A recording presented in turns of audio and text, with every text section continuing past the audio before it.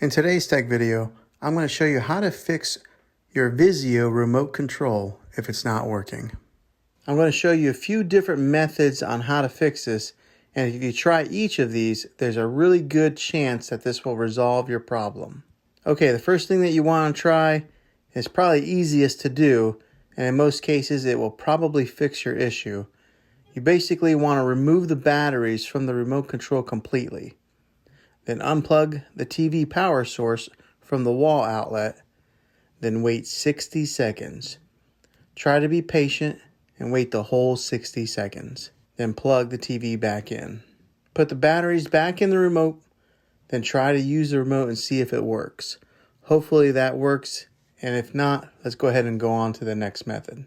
Take the batteries out of the remote control again, and as crazy as this sounds, go through and push each button on the remote a few times. Sometimes dust or dirt builds up in these buttons, and in doing this it helps free up any of the buttons that might get stuck, which cause the remote to malfunction. If this doesn't work, then last thing to do would be to replace the batteries with some fresh set of batteries. Or order a new replacement remote control. I'll put a link in the description below where you can get a new remote and new batteries.